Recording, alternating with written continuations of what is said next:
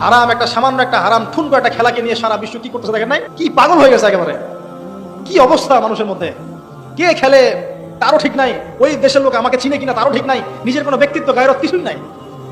আশ্চর্য একটা জাতি আমরা। কে খেলছে? ভাবখানা এমন যে আমরা মনে হয় যুদ্ধ করে কাফেরদের সাথে দ্বীন ইসলাম কায়েম করে ফেলছে এখন, ভাবখানা এমন।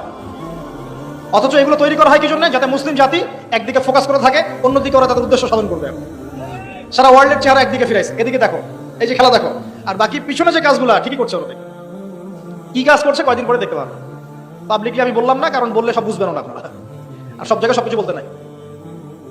ওদের উদ্দেশ্য ওরা কখনো ভুলে যায় নাই। ওরা চাচ্ছে সারা বিশ্বটাকে শাসন করতে এবং মুসলিমদেরকে দমন করতে, এবং আপনাকে খেলতামাশায় ব্যস্ত রেখেছে। লাচো এখন যুবকদের কোনো হিতাহিত জ্ঞান পর্যন্ত চলে গেছে এখন। হিতাহিত জ্ঞান, তোমাকে এইভাবে চুল কাটতে কে বলছে? তোমাকে এইভাবে চুল কাটতে কে বলছে? এদিকে একদম ছিলে রেখে দিচ্ছে, এখানে মাঝখানে উঁচা একটা ময়ূরের মতো রেখে দিচ্ছে। মানে এইভাবে চুল কাটতে তোমাকে কে বলছে? কে তোমাকে মেসির ইয়ে ফলো করতে বলছে? তোমার জন্য রাসূল সাল্লাল্লাহু আলাইহি ওয়াসাল্লামের বাবরি চুলের সুন্নত নাই? আজীব একটা ব্যাপার। দাড়ি রাখছো, বিরাট কোহলির মতো দাড়ি রাখছো কেন? রাসূল সাল্লাল্লাহু আলাইহি ওয়াসাল্লামের মতো ছাড়া দাড়ি রাখতে পারো? আশ্চর্য। আমাদের আদর্শ চিন্তা হবে না?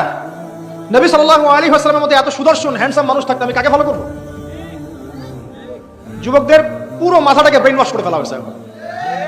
কারণ ওরা জানে খুব ভালো করেই যুবকরা যদি আল্লাহর পথে ফিরে আসে ওদের সমস্যা আছে, সমস্যা। এই কারণে তোমাদেরকে ভুলিয়ে রাখা হচ্ছে। নিজের জীবনের মূল্য দিতে শেখো। আল্লাহ পাক তোমাদেরকে কি জন্য সৃষ্টি করেছেন এটা বুঝো। শোনো, দুনিয়া যদি চাইতাম আমি অনেক কিছু করতে পারতাম, এই সুযোগ আমার সামনে ছিল। আমরাও স্বপ্ন দেখেছি একসময়, পাবলিকলি এটা বলেই ফেলছি। আমরা একসময় স্বপ্ন দেখেছি বাংলাদেশ ক্রিকেট টিমের ওপেনিং ব্যাটসম্যান হবো, সবাই আমাকে চিনবে, সবাই আমার পোস্টার লাগাবে ঘরে ঘরে, সবাই আমার কাছে অটোগ্রাফ নিতে আসবে, ছবি তুলবে, ইত্যাদি ইত্যাদি। যখন থেকে দিন বুঝেছি, আলহামদুলিল্লাহ একদিনও পিছিয়ে ফিরে তাকাই নেই, আলহামদুলিল্লাহ।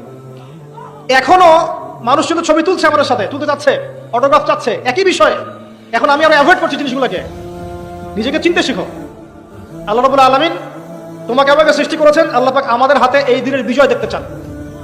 আল্লাহ পাক চান যেন আমরা আল্লাহর দিনটাকে পালন করি।